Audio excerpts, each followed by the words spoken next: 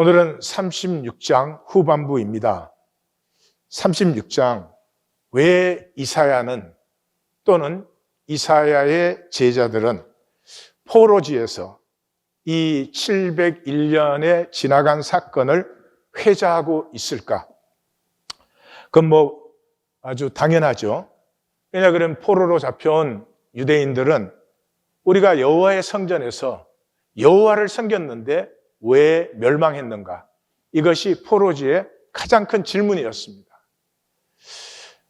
그러니까 선지자는 거기에 답을 해주죠. 답을 해주는데 사실은 목적은 거기에 답이 아니라 그 답을 통해서 포로됨 속에 나타나는 하나님의 섭리를 이제 전하기 위해서 이 701년의 사건을 회자하고 있습니다. 우리가 이제 36장에 와서 보니까 이사야 1장에서 35장까지는 이 36장에서 39장을 얘기하기 위해서 그 앞에 다 적어 놓은 거예요. 그러니까 우리가 35장까지 열심히 왔지만 사실은 제대로 모르고 온 거예요. 36장을 보니까 이 701년 사건을 중심으로 이사야서라고 하는 전체가 있구나 하는 것을 만나요. 그래서 1장에 시작하자마자 시온의 타락을 경고하죠. 내가 자식을 양육하였는데 그들이 나를 거역했다. 소는 임자를 알고 나귀는 그 주인의 구유를 알건만은 내 백성은 알지 못하고 깨닫지 못한다. 그래서 시온은 포도원의 망대처럼 참외밭의 원두막처럼 겨우 남았다. 그러니까 1장에서 벌써 701년 얘기하고 있잖아요. 그러면 이렇게 원두막처럼 겨우 남은 이 멸망의 원인이 무엇이냐가 11절부터 이제 나타나는 거예요. 그게 뭐예요? 여호와께서 말씀하시되. 그러니까 여호와께서 말씀하시되 하는 말은 이 말씀에 굉장한 강조를 이제 방점을 두고 있는 것이죠. 너희의 무수한 재물이 내게 무엇이 유익하뇨? 나는 수장의 번제와 살진 짐승의 기름에 질렸고 우린 배불렀고 그랬는데 나는 수송아지나 어린 양이나 수동소의 피를 기뻐하지 아니하노라. 너희가 내 앞에 보이러 오니 이것을 누가 너희에게 요구하였느냐?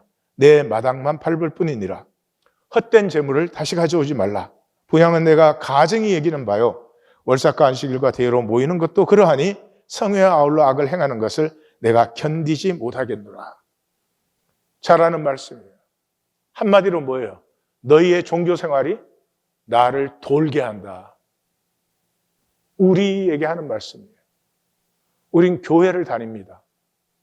교회를 다니는데 사는 것은 말씀을 살지 않아요. 사는 것은 하나님을 믿음으로 살지 않아요. 세상에 사니까 세상 것으로 살아요. 그래서 믿음을 살지 않으면서 교회에 나오는 것을 신앙으로 대체했습니다. 그래서 하나님이 너희의 종교생활을 내가 원한 적이 있느냐? 요구한 적이 있느냐? 너희가 그렇게 제사 드리면서 너희의 삶은 나의 선과 의가 전혀 없는 이것이 나를 정말 아프게 하는구나. 너무 힘들게 하는구나. 그 말씀이죠. 그러면 이사야서 66장 마감은 어떻게 합니까? 다시 여호와께서 이와 같이 말씀하시되 다시 한번 방점을 두드리죠. 하늘은 나의 보좌요 땅은 나의 발판이니 너희가 나를 위하여 무슨 집을 지으랴? 내가 안식할 처소가 어디랴? 소를 잡아드리는 것은 살인함과 다름이 없이 하고 어린 양으로 제사를 드리는 것은 개의 목을 꺾음과 다름이 없고 드리는 예물은 돼지의 피와 다름이 없다. 분향하는 것은 우상을 찬송함과 다름이 없는 그들은 여기에 이사야서 전체 핵심 어구가 나옵니다. 자기의 길을 택하며 내 마음대로 선택한 나의 길을 살기 위해서 종교행위를 하는 것입니다. 믿음으로 살면은 종교는 필요 없죠. 믿음으로 살면 되지 뭘 모여서 종교의식을 하겠어요. 그런데 믿음으로 살지 못하니까 또 믿음으로 살지 않기 위해서 이렇게 모여서 종교의식을 하고 종교의식을 한 것이 마치 믿음인 것처럼 자기의 길을 택하며 그들의 마음은 가증한 것을 기뻐한 자. 하나님의 거룩함을 사모하는 것이 아니라 이 세상에 가증한 것을 위하여서 나의 길로 너희는 산다. 이것이 이사야서의 알파와 오메가요. 성경의 알파와 오메가죠. 종교인은 하나님이 지극히 싫어하는 일을 하는 사람들이에요. 구약도 신약도 어디도 종교 행위를 하나님이 기뻐하신다고 한 적은 없어요. 종교의 예배는 하나님께 우상 숭배하는 것이에요. 왜냐 그러면 내가 택한 나의 길을 살기 위해서 내 길을 택하고 하나님 나를 축복해 주세요. 나를 도와주세요. 그래요. 그러니까 하나님이 도구화된 거죠. 그래서 종교의 의식은 우상 숭배다. 이 36장은 아수르를 통한 계시의 양면을 보여줍니다.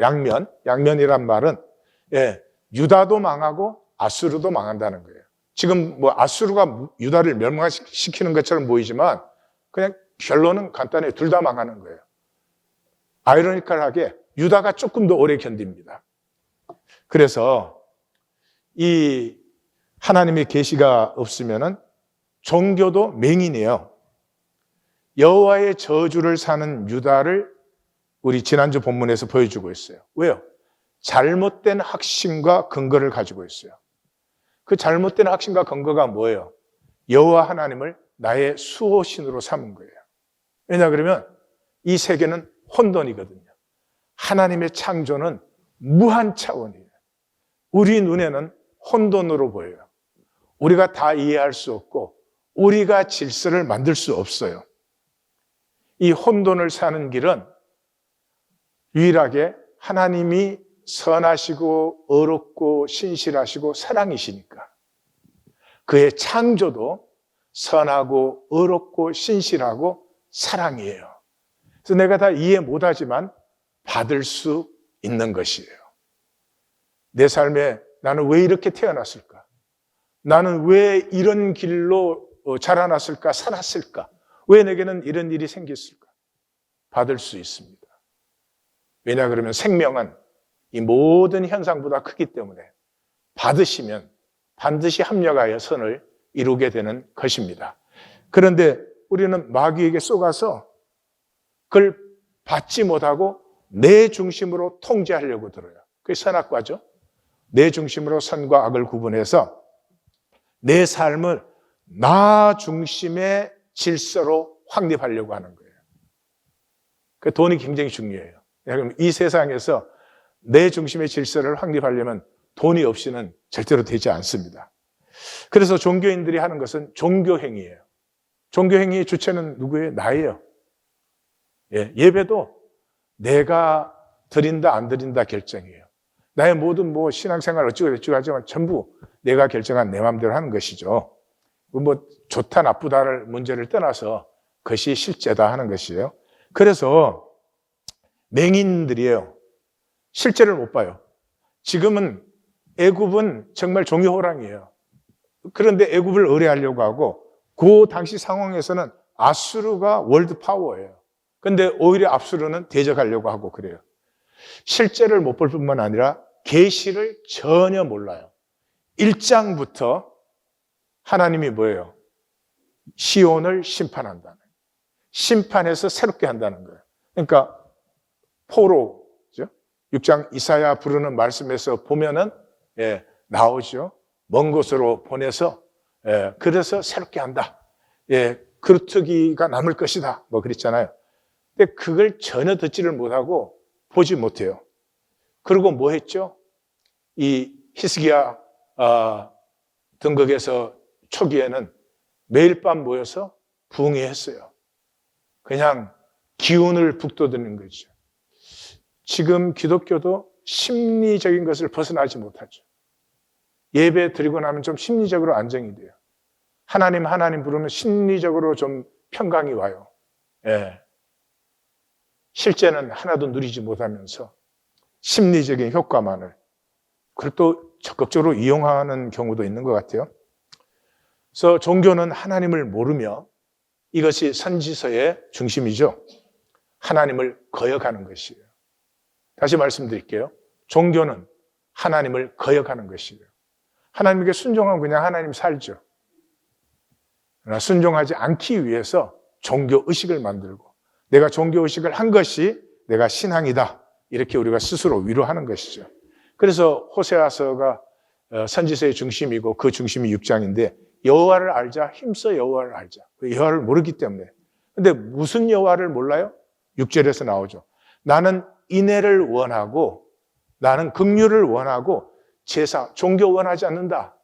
나는 번제보다 종교보다 하나님 아는 것을 원한다. 네, 이것이죠. 종교만 맹인된 것이 아니라 세상도 보지 못해요. 아수르의 전능성. 아수르가 지금 뭐 월드파워고 전능하죠.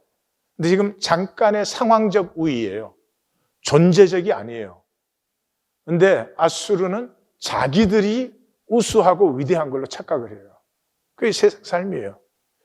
잠깐 사는 세상에서 남보다 조금 더 성공했다든지 조금 돈을 더 벌었다든지 무슨 지위를 가졌다든지 학력을 가졌다든지 이러면 자기가 남보다 우수한 줄 알아요.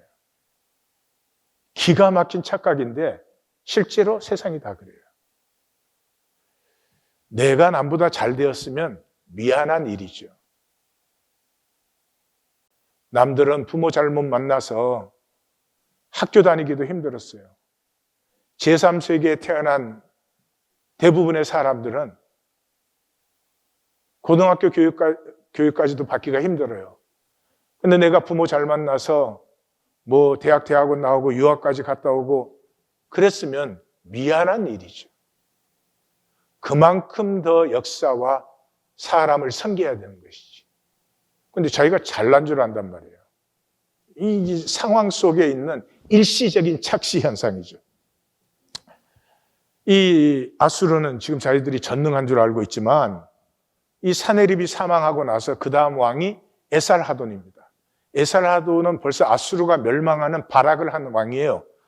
막 이 왕이 죽을 때마다 각처에서 반란이 일어나니까 에살하돈은 이제 반란을 진압하면 그 백성들을 그냥 사방으로 흩어버렸어요. 가족들까지도 떨어지게 했어요. 그러니까 그 원망과 그 아픔이 하늘을 찔렀습니다. 왜 그렇게 했어요? 아수르가 이미 쇠약해지고 있었기 때문에. 더 이상 반란을 진압할 힘이 없는데 반란을 일으키니까 들어가서 그런 잔혹한 행위를 해요. 그리고 마지막 왕이 아수르바니팔인데 아수르바니팔은 이제 그 바벨론과 메대의 연합군이 아수르, 니느웨를 함락함으로 니느웨가 멸망을 합니다. 근데 이 멸망 때 선봉으로 쓴 사람들이 스키티아 민족이에요. 스키티아 민족인데 이 사람들은 굉장히 잔인했다고 해요. 이 사람들은 해골을 자기들 물그릇으로 쓰고 사람의 살가죽을 벗겨서 수건으로 썼다고 해요. 너무너무 잔인하기 때문에 아수르바니팔은 그 스키티아 그 선봉대가 들어왔을 때 왕궁에 불을 지르고 거기에서 왕궁의 신하들과 후궁들과 같이 불에 타 죽었어요. 자살한 거죠. 세상에 사는 게 뭡니까? 상황 사는 거예요. 상황을 사는 거예요. 상황은 연결된 것 같지만 아니에요. 다 단절되어 있어요. 그러니까 상황마다 최선을 다할 수밖에 없어요. 상황마다 막 정말 처절하게 이익 계산을 합니다. 그래서 막 이익을 챙겨요. 정말 이익이 됐을까요? 아니요. 상황은 다 단절되어 있기 때문에 그렇게 열심히 사는데도 내 생명이 자라지 않아요. 내 인격이 성숙하지 않아요. 성화가 일어나지 않아요. 그렇게 열심히 살고 헛되고 헛되며 헛되고 헛되니 모든 것이 헛되도다. 이렇게 어리석은 삶이 존재를 피우고 자라게 하지 못하고 상황에 리액트. 그냥 그 계산이 막 드글드글 돌아가고 그런 것이죠. 허무하고 안타깝고 불쌍한 것이죠. 여기서 우리 그러면 한번 질문하십시다. 나는 주님의 몸인 교회에 나와서 나는 주님을 섬기는가? 내 에고를 섬기는가? 이 질문의 답은 선명합니다. Yes and No입니다. 이게 하나님 섬기는 거지 다들 그런 애매모호한 답은 여기에 있을 수가 없습니다. 하나님 섬기든지 나를 섬기든지 오늘은 힘들지만 이 질문을 분명히 다시 물으십시오. 집에 돌아가셔서 홀로 하나님 앞에 나가서 다시 물으십시오. 왜냐 그러면 여기에 생명과 영원이 걸려 있습니다. 하나님과 관계는 거짓으로 되지 않습니다. 자, 본문으로 들어갑니다. 이 36장 후반부는 아수르의 어리석고 유치한 객기를 우리에게 보여줘요. 삶은 객기 부리기예요. 그냥 좀 성공했다 그런 말이 뭐예요? 예? 난 비싼 거 살 수 있다 그런 말이에요. 자본주의는 소비해야 돌아가잖아요. 예, 비싼 거 살 수 있다. 또는 필요 없는 거 살 수 있다 이런 것이죠. 옷은 필요해요. 명품은 필요가 아니에요. 그건 착시 현상을 일으키는 거죠. 그걸 입으면 내가 잘난 것처럼 보이는 것 같은 유치한 객기를 부려요. 잠시면 둘 다 망해요. 아수르도 망하고 유다도 망해요. 시작에서 우리가 아람어를 아니까 아람 방언으로 말하세요. 백성이 들으니 유다 방언으로 하지 마소서. 그러니까 랍사게가 너희들이라고 하냐? 대변 먹고 소변 마시는 이 난민들에게, 성 위에 앉은 사람들에게 하는 것이다. 여기서 이 정말 종교인은요, 세상 사람보다 더 어리석어요. 실제를 더 못 보는 사람들이에요. 예. 이 히스기야의 내각은 여호와께서 애굽을 통해서 지키신다. 이걸 백성들 앞에 유지하려고 하잖아요. 그러니까 아수르의 그 위력을 나타내는 말은 들을 수가 없고 아수르를 평가절하해야 되는데, 그런데 랍사게는 이 종교인들보다 벌써 한 10수 앞에 나가 있는 거죠. 랍사게는 예루살렘의 분열을 이미 보고 있어요. 46개 성이 망하면서 피난민들이 예루살렘으로 다 들어왔잖아요. 예루살렘으로 들어오니까 예루살렘의 주민들은 굉장히 불편해요. 예? 음식 부정한데 나눠 먹어야 되고, 있을 데 없는데 이 사람들 사방에서 살고 화장실 제대로 없지. 그러니까 예루살렘 주민들이 원하는 건 뭐예요? 애굽이 다스리는 거예요. 애굽이 다스릴 때는 예루살렘의 헤게모니가 지켜지니까. 근데 피난민들은 이 같은 민족인데 쟤네들이 먼저 자리 잡았다고 멸시하고 귀찮아하고, 이 난민들과 주민들 사이에 분명한 균열이 있는 걸 랍사게는 분명히 보는 것이고, 그 분열을 그냥 정으로 딱 찌르고 들어오는 것이죠. 종교인 세상에서 잘 못 삽니다. 이 정도 분석이 안 되는 거예요. 종교인들은 메시아입니다 이러고 그걸로 다 해버려. 그냥 실제는 하나도 직면하잖아요. 자기 자신도 직면하지 않아요. 이 아수르의 공식어는 아람어였습니다. 아람어가 그 상권이 사용하는, 페니키아가 사용하는 언어였기 때문에 공식 언어가 되었고, 바벨론과 페르시아도 이것을 계승해가지고 아람어가 이제 공식어가 됐고, 그래서 예수님 때도 다 아람어 했죠. 엘리 엘리 라마 사박다니 아람어 했어요. 그리고 유다어는 문자가 없었어요. 그래서 포로기 후에 아람 문자로, 이제 제국의 공식어니까 아람 문자로 표기한 것이 오늘날 우리가 아는 히브리어가 된 거예요. 그래서 히브리어가 공부하기 힘든 이유가 이 족보가 불확실해요. 자, 13절에서 17절은 랍사게가 굉장히 유화적 제스처를, 부드러운 말로 설득을 하는 부분이에요. 그래서 유다의 방언으로, 계속 유다의 방언으로 말하는 거, 지금 예루살렘에 있는 난민들, 너희 불순문자가 되어라. 너 저 주민들의 저 에고이즘을 알지? 예. 더 이상 허락하지 마, 뭐 이런 뜻이 들어있죠. 유다 방언으로 대왕 아수르 왕의 말씀을 들으라 그러면서 히스기야에 미혹되지 말라. 그는 너희를 건지지 못한다. 히스기야가 여호와를 신뢰하게 하는 것을 따르지 말아라. 여호와께서 반드시 우리를 건지시리라. 이 성이 아수르의 손에 넘어가지 아니하리라 하는 히스기야의 말을 듣지 말고 내게 항복하고 내게 나와. 그러면 각각 자기 포도를 먹고 자기 무화과를 먹고 자기 우물에서 물을 기를 것이며 본토와 같이 옮긴 땅에서, 포로로 잡혀간 땅에서 그렇게 잘 살 수 있어. 그럽니다. 재밌잖아요. 항상 세상은, 종교인은 성경을 버리는데 세상은 항상 성경을 이용해요. 그래서 여기 자기 포도 먹고 자기 무화과 먹고 자기 우물에서 물을 깃는 건 뭐예요? 희년이죠. 희년. 안식법이 시행되면은 7년마다 자기 기업이 회복되고 50년째는 완전히 회복되니까 항상 자기 기업을 누릴 수 있어요. 근데 지금 우리가 사는 이 세상은 자기의 기업은 다 빼앗기고 한 사람이 몇 천만 명분의 기업을 움켜쥐고 그 세상을 굉장히 좋다고 살아갑니다. 재미있는 세상이에요. 돌들이 일어나 소리치리라 그랬는데 정말이에요. 세상 장사하는 사람들은 성경 원리를 다 써먹어요. 뭐 리바, you be you, I am who I am, 나이키, just do it. 그게 성경이에요. 하나님 말로 살면 되는 거지. 뭘 나와서 종교행위하고 있어요.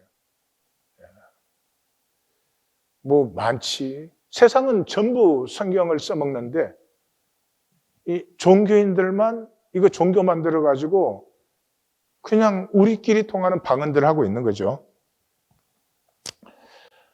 아마 이 식량과 식수가 부족하고 거처가 없는 난민들에게는 이게 굉장한 호소력이 있었을 것이다 그렇게 생각이 돼요. 근데 그 엔칸토링에서 질문이 나왔죠. 아수르가 그냥 예루살렘 조그마한 성 확 썰어버리지 왜 이렇게 말로 귀찮게 하고 있느냐. 제가 이렇게 보니까 4가지 이유 있는 것 같아요. 첫째로 예루살렘이 난공불락의 성읍이에요. 그래서 다윗이 점령할 때 그 여부스 성이었잖아요. 이 맹인과 절름발이도 방어할 수 있다 그런데요. 그 절벽 끝에 있는 성이니까. 그런데 예루살렘의 유일한 약점이 뭐예요? 물이 없어요. 이 예루살렘이 바위 성이기 때문에 예루살렘 자체가 바위예요. 그래서 물이 없기 때문에 바깥에 기온샘에서 물을 길러와야 돼요. 다윗이 여부스족이 물 기르는 길을 알아가지고 그 길로 침공해서 이제 예루살렘을 점령했죠. 그러니까 예루살렘 역사에 다른 사람에게 정복당한 건 그때가 처음이에요. 두 번째는 이제 아수르가 이미 지쳐가고 있었어요. 사네립이 왕이 되고 나서 이제 곳곳에서 반란이 일어나는데 제일 중요한 반란이 바벨론이죠. 무로닥 발라단의 반란이었는데 그 반란을 진압하는데 힘을 다 썼습니다. 그래서 사실은 굉장히 지쳐있는 상태예요. 그리고 이제 37장을 읽어보시면 랍사게가 이렇게 예루살렘 항복해라 하는 동안에 그 사네립 왕은 라기스와 림나를 치고 있었어요. 그러니까 이 라기스와 림나가 함락되지 않은 상태에서 예루살렘을 함락하면 적군을 뒤에다 두게 있게 되는 거죠. 그러니까는 이 라기스와 림나가 함락되기까지는 예루살렘과 전쟁을 할 수가 없는 상황이고, 이제 또 뭐 고대 이제 성 전투는 그래요. 중세까지 성에서 싸웠잖아요. 공격과 수비의 비율이 1:10이라고 그러는 거예요. 그러니까 성을 공격하기 위해서는 수비하는 10배의 병력이 있어야 된다. 그러니까 그런 것들이 이 랍사게가 사실은 직접 공격은 못하고 말로만 18절에서 20절은 그 다음에 이제 이 뭐 랍사게가 참 이 연설의 대가죠. 유화적으로 한 다음에 어떻게 해요? 겁을 팍 줘야지. 겁을 팍 줘야지. 그래서 강압적으로 얘기합니다. 히스기야가 여호와께서 우리를 건지신다 할지라도 결코 속지 말아라.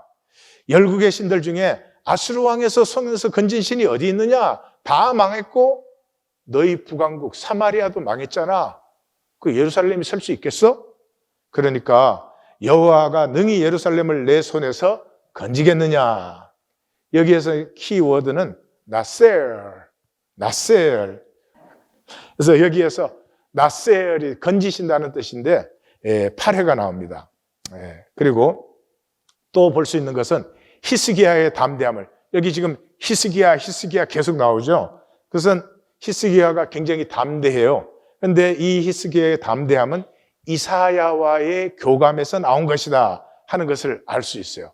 37장 가시면 그 2절에서 내각을 히스기야가 이사야에게 보내요.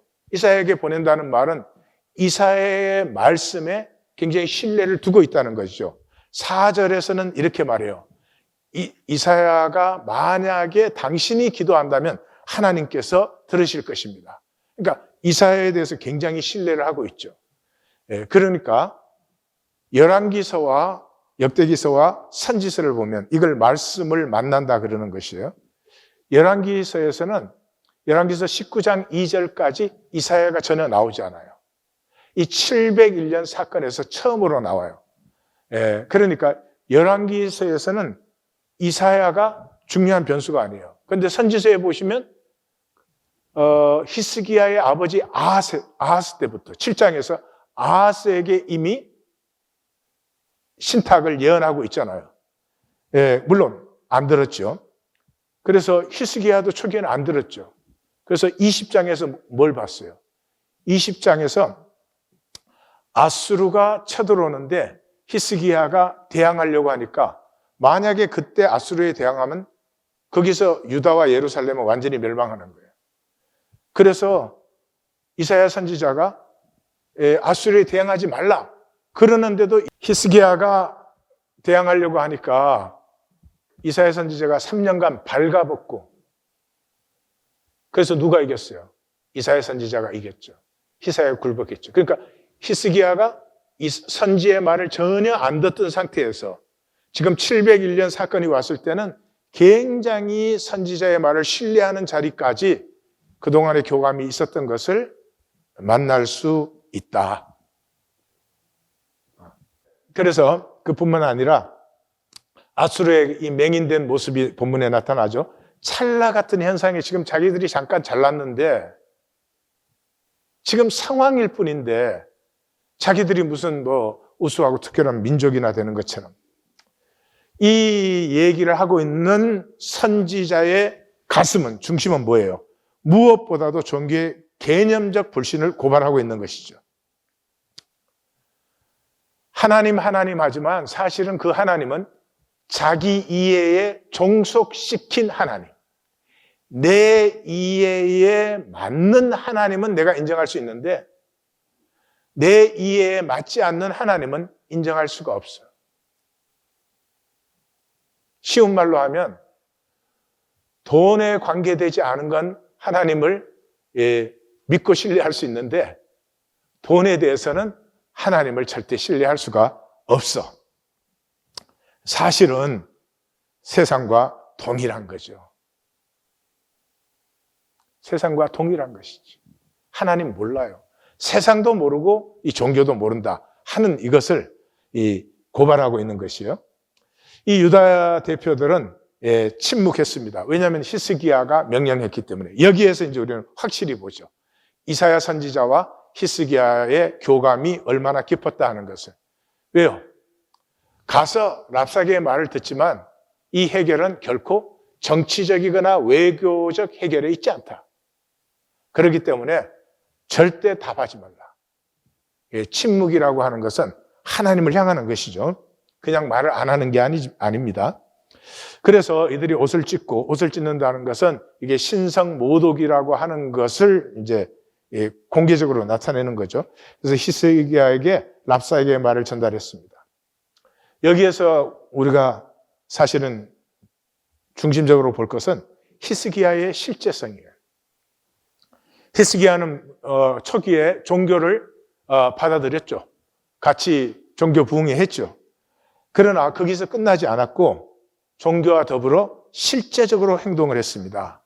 이 실제적으로 행동했다는 말은 우리가 말씀을 산다 그런 말이 아니에요. 우리는 말씀을 살 수 없습니다. 차원 자체가 달라요. 우리의 차원과 말씀의 차원이.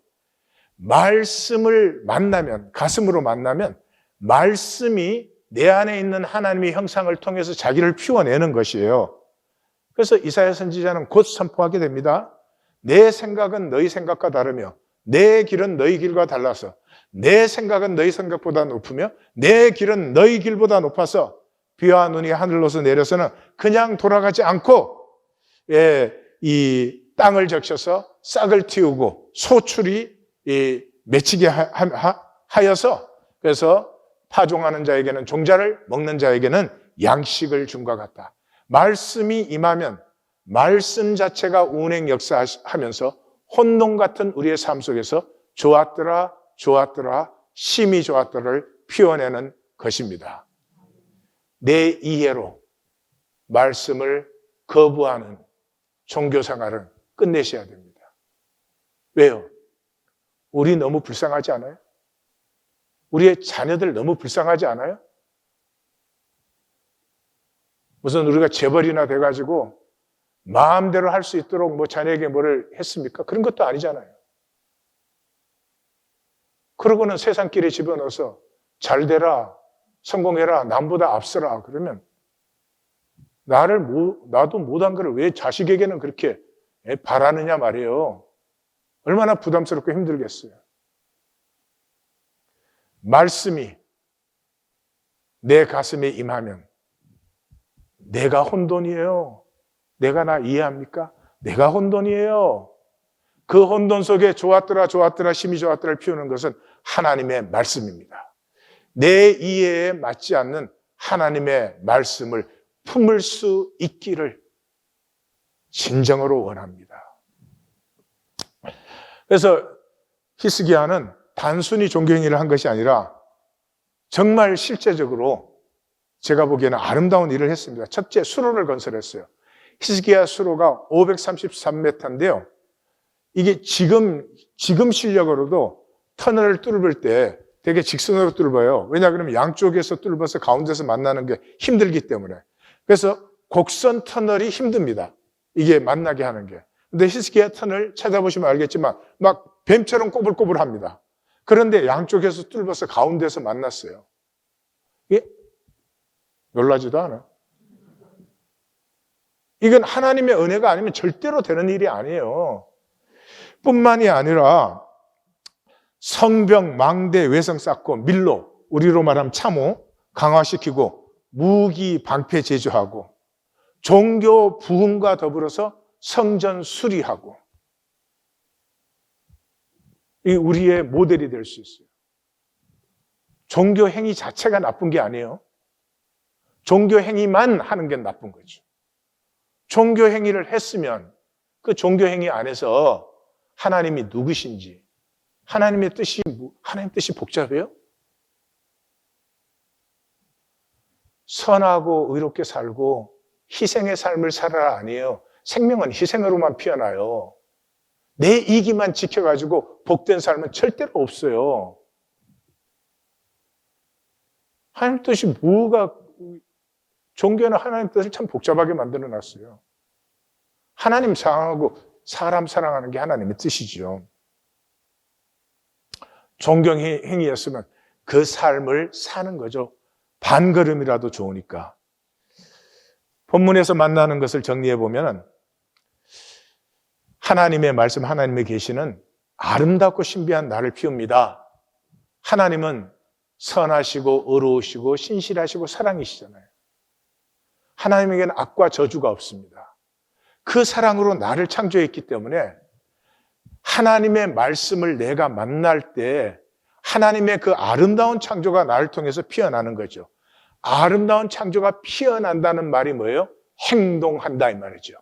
행동하는 히스기야. 그래서 제일 첫 번째는 이 본문에서 문학적 주제가 나옵니다. 건지는 자가 누구냐? 나셀 팔에 나온다고 그랬죠?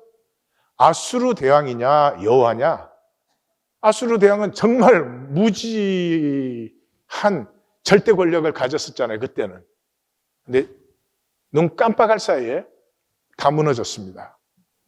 그런데 여호와의 말씀은 지금 포로로 잡혀가 있는 자리에서도 여호와의 말씀이 증거되고 있잖아요. 천천히 흐르는 맑은 겨울물. 이 정도 되면 살리는 건 말씀이지 그 상황적 힘이 아니다 하는 것 분명하지 않습니까? 그래서 이 포로지에서 말씀은 또 한 마디를 열매 맺고 있어요. 에스라. 에스라가 처음으로 구약 39권을 모으고 정경화시키고 말씀 중심의 공동체가 일어나고 한 것이죠. 선지자는 말하는 것이 무엇입니까? 아수르의 멸망은 계시를 안 보기 때문에. 하나님이 이미 계시했잖아요. 너희는 내 도구일 뿐이다. 너희가 스스로 교만한 것 자체가 너희 멸망이 된다. 수없이 반복해서 말했죠. 끝까지 안 들었어요. 묵시가 없으면 백성이 방자히 행해요. 하나님의 말씀이 임하지 않으면 이사야의 키워드, 자기의 길. 자기가 정한 자기 마음대로 살아요. 그게 살 길인 줄 알아. 그게 하나도 행복하지 않아. 불행을 밤낮으로 먹고 살면서도 그 자기 길을 버리지 않아요. 내 백성이 지식을 버렸으므로. 무슨 지식을? 하나님을 아는 지식을. 그래서 망한다. 내가 지식을 버렸기 때문에 나도 너를 버린다. 그래서 제사장이 되지 못하게 한다는 것은 하나님이 우리에게 주는 하나님의 형상의 권위와 능력을 상실해서 살게 해요. 세상에 무슨 얻어먹는 자와 같이 살아요. 그래서 어떻게 하면 좀 이익을 챙기고 어떻게 하면 조금 더 받아서 사나 이렇게 되는 거죠. I am who I am. 하나님 앞에서 나는 나를 살 뿐이지. 이런 당당한 권세를 상실해버려요. 근데 거기까지 좋아요. 근데 뭐라고요? 내 자식까지도. 내 자식까지도 결국 그 길을 살게 된다는 것이죠. 계시를 안 보면 현상이 전부가 됩니다. 개념적으로 이거 모르는 사람이 어디 있어요? 꽃이 이렇게 있으면, 이 꽃이라는 현상이 있으면 안 보이지만 꽃에 생명이 있다. 이거 모르는 사람이 누가 있겠어요? 그러지만 실제가 되지 않는 거죠.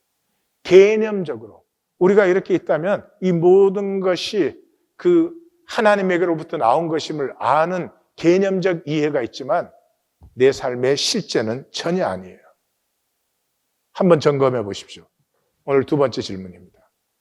나의 선택과 결정에 하나님은 어떤 영향을 미치시는 거예요? 하나님 때문에 손해되는 결정을, 하나님 때문에 희생을 하십니까? 하나님 하면서 손해의 희생은 절대로 안 본다면 그건 스스로를 불쌍하게 만드는 거예요.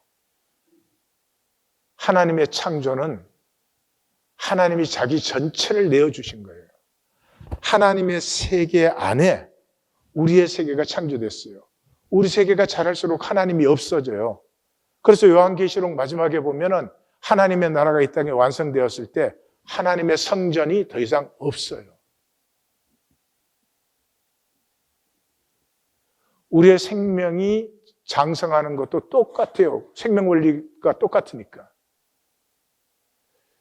이 생명 가지고 내 이익만 챙긴 사람이 생명이 피어나겠어요? 그 사람의 인격이 장성한 인격이 되겠어요?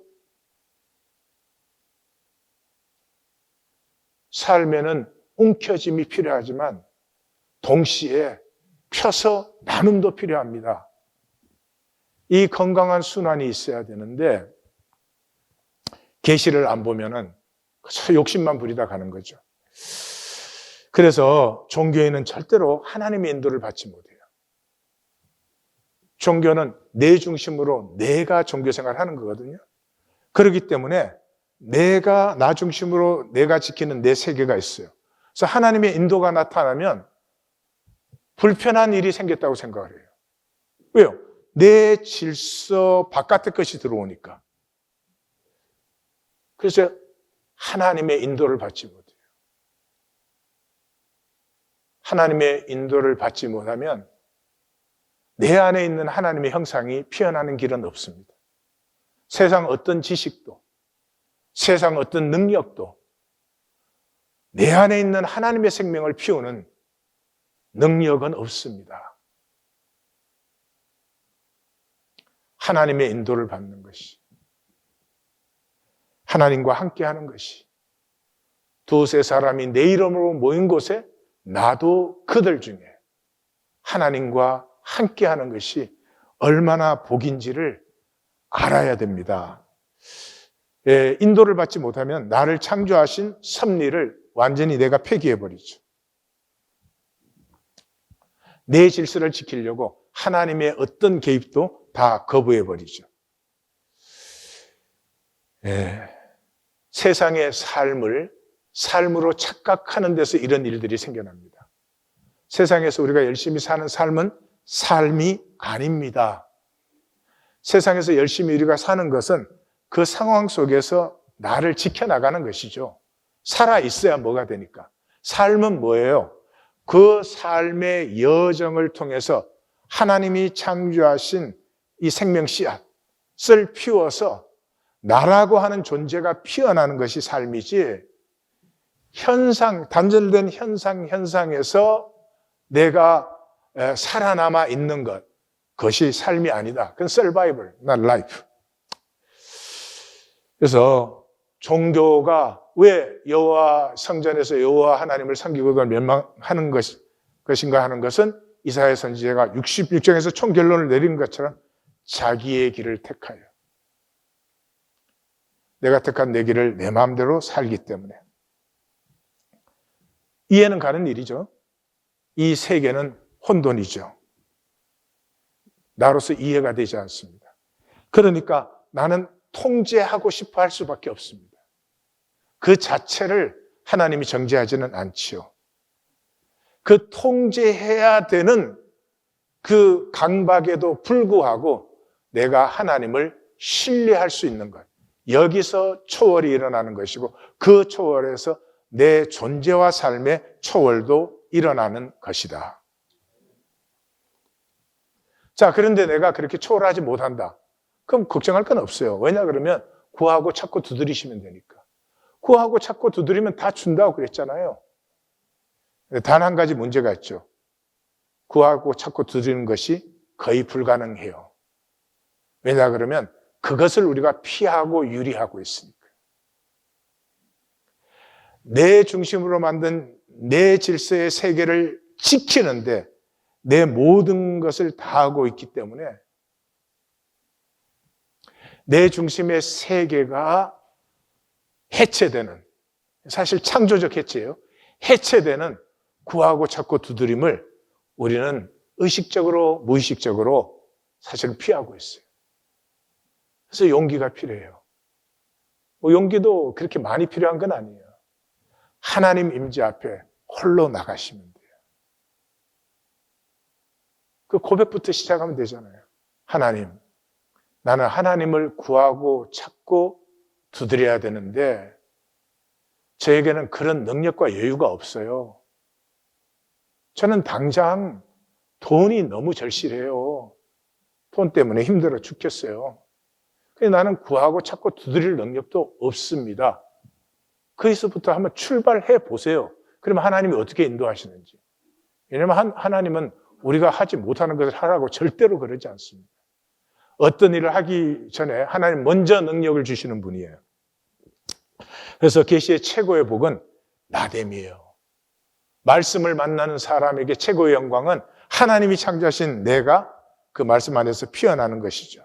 말씀을 만나면서부터 삶이 무엇이구나. 그래서 세상이 이렇게 사는구나. 역사가 무엇이구나. 그래서 아수르가 이렇게 흘러가고, 그래서 바벨론이 흘러가고, 페르시아가 흘러가고, 로마가 이렇게 흘러가는 것이구나. 그것이 보이면서부터 나는 누구구나 하는 것이 보이기 시작해요. 이 나는 누구인가가 안 보이면 욕심으로 살 수밖에 없어요. 내가 누군지도 모르고 뭘 살아야 되는지도 모르니까 무조건 많이 확보해야 되고 무조건 더 확보해야 되고 그거밖에 없잖아요. 그래야 확보되지도 않는데, 그래서 이 말씀을 통해서 계시가 열려가면서 인간 게임이 뭐예요? 예상하고 계획하고 통제하고. 이 하나님의 세계는 무한 차원이니까 혼돈이잖아요. 혼돈이니까 예상할 수 있고 계획할 수 있고 통제할 수 있도록 만드는 것이 인간 게임이에요. 그래서 인간 게임은 누가 그거 잘할 수 있어요? 힘 더 가진 사람이 마음대로 하는 거죠. 다 그거 하겠다고 싸우는 거죠.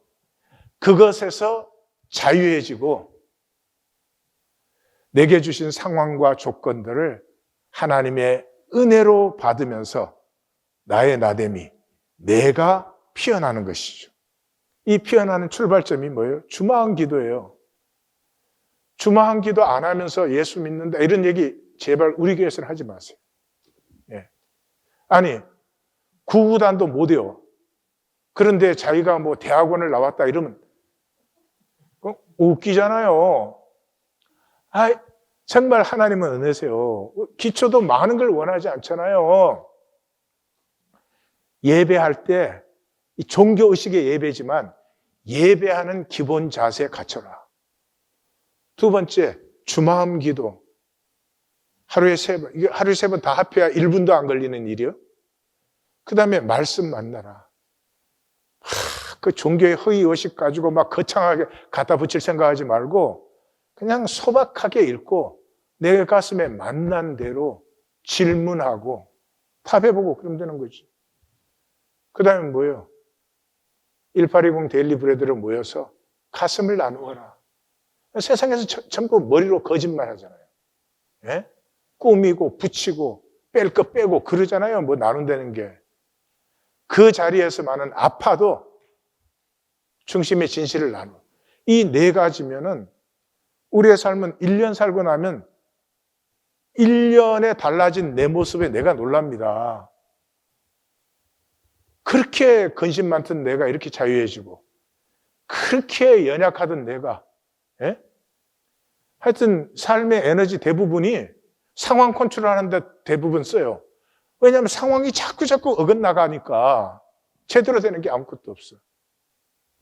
근데 나됨이 뚜렷해지면서부터 에너지가 집중화되기 때문에 에너지 낭비가 거의 없어져요. 불필요한 근심, 불평, 짜증 이런 게 줄어들고 내가 나를 사는 것에 점점 집중되기 시작해요. 그럼 벌써 권위가 나타납니다. 권위가 나타나요. 막 인정받으려고 애쓰는 게 아니고 그냥 그 사람은 자연스럽게 사는데 다른 사람이 보면 뭔가 있어. 주마음 기도 첫째 기도. 우리의 만남과 나눔과 교제의 위로가 그리스도 안에 있어 한마음 되게 하소서. 둘째 기도. 오직 나보다 남을 낫게 이기고 나만이 아니라 다른 이를 배려하며 하나 되게 하소서. 셋째 기도. 그리스도의 큰 가슴과 온유한 마음으로 하나님과 동행하는 순례의 삶을 주소서. 굉장히 쉬운 삶이에요. 이게 하나님 형상에서 솟아나기 때문에 이게 쉬운 삶이에요. 근데 이게 요 간단한 게 불가능해져요. 무엇 때문에? 욕심 부리기 시작합니다. 이 3가지는 욕심과 정반대되는 것이에요. 욕심으로 살아서 복되는 일이 하나도 없어요. 욕심으로 살수록 무기력해져요. 왜? 아무리 욕심 부려도 안 되니까 내 자신이 무기력해져요. 욕심 부리는데 안 되니까 짜증이 많아지고 판단, 정죄, 온갖 생각이 지저분해져요. 그리고 이 주마음 기도는 교회에서 살기 얼마나 좋아요. 그래도 하나님 앞에 모였다고 모인 데 아니에요. 그러니까 이 삶을 살면은 1년만 살아보세요. 사람들이 존경하기 시작해요. 사람들이 인정받으려고 게임하지 마시고 이 세상에 나가서 살 수 있어요? 세상에 나가서 이렇게 살면은 살육당해요. 살육당해. 다 이용해 먹으려고 하고. 왜냐 그러면 세상에서는 돈으로 사는 데잖아요. 교회에서 돈 거래해요? 교회에서는 그래도 마음으로 함께 하잖아요. 그 자리에 이런 자세로 살아가고 있으면 얼마나 보기에 좋고 아름다워요. 나도 저 성도님처럼 저렇게 살아야지. 그렇게 되지 않겠어요? 사람의 신비는 감동으로 피어나고 감동은 희생에서 솟아납니다. 감동은 애고를 멈추게 하고 존재의 전락을 막아 하나님의 형상의 신비가 열리게 합니다. 생각의 허상에서 자유케 되며 실제 터치돼요. 히스기야. 이사야의 말씀에 그 심령이 터치되면서부터 히스기야는 전혀 새로운 사람이 됩니다. 존재의 초월이 피어나 나됨의 기쁨을 누리게 합니다. 오늘 세 번째 질문이에요. 오늘은 가시면 반드시 하나님 임재 앞에 나가서 이 세 가지 질문을 스스로 하시기 바라요. 혹시 마귀에게 속아서 욕심으로 하나님 형상 거스르는데 평생을 힘들게 보내지 않습니까? 조금 희생해야 될 때, 조금 손해보아야 될 때, 그거 안 하려고 내 진정한 본성을 억누르는데 내 평생의 에너지를 쓰고 있는 건 아니에요? 무슨 대단한 이익을 보겠다고, 무슨 대단한 것을 걸머쥐겠다고. 다시 한번 정리하고 마치겠습니다. 믿음은 나의 나됨을 피우는 것이지 종교 행위를 하는 것이 아닙니다.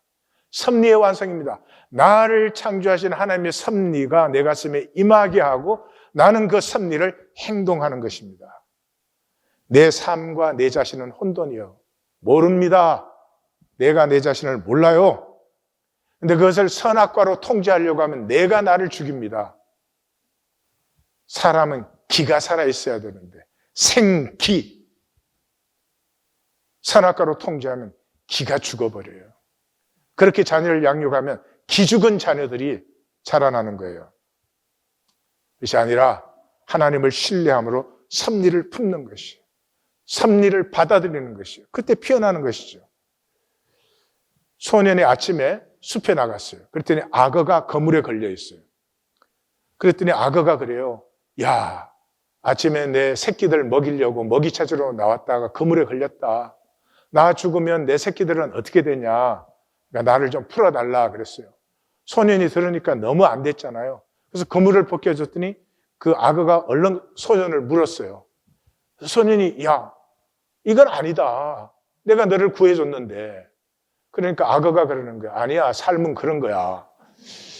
그래서 이제 소년이 그랬어요. 그래, 한번 물어보자.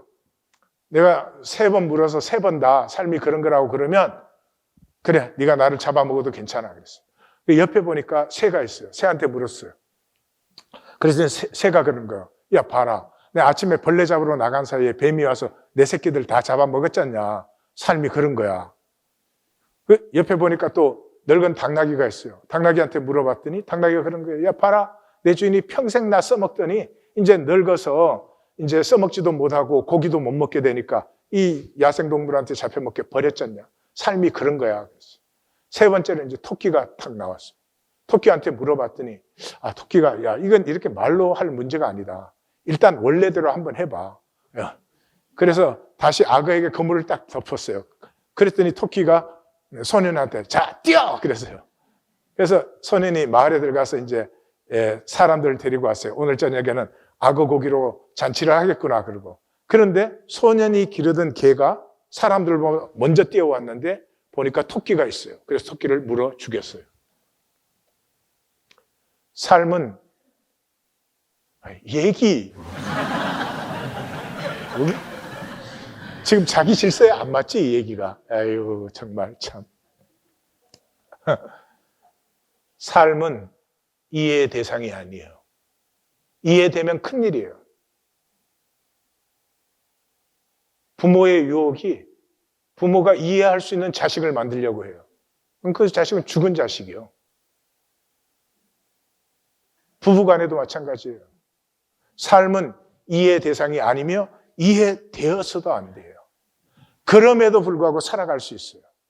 왜냐 그러면 성경은 이 모든 것을 창조하신 하나님은 선하고 의롭고 신실하시고 사랑이기 때문에 그러므로 그 섭리 안에서 내게 닥치는 모든 상황은 생명 도전의 기회예요. 하나님이 그 상황을 허락하셨다면 그 상황을 통해서 내 생명이 피어나고 자랄 수 있기 때문에 허락하신 거예요. 그래서 믿음은 혼돈에 내 존재를 던지는 것이에요. 욥기. 존재는 절대로 파괴되잖아요. 존재는 상하지도 않아요. 십자가도 예수님을 상하게 할 수는 없었어요. 다시 말합니다. 믿음은 내 존재를 혼돈에 던지는 것이에요. 왜냐하면 그 혼돈의 세계의 주체는 하나님이시기 때문에. 그러므로 믿음의 사람은 이 광야 여정을, 우리 잠깐 사는 광야 여정을 일용할 양식으로 살아요. 이 잠깐 여정 지나가는데 짊어지고 이고 그런 어리석은 꼴하지 않아요. 그리고 두세 사람의 길벗이 있다면 즐겁게 하나님 안에서 자라가는 사람들이 바로 믿음의 사람들입니다. 기도하십시다.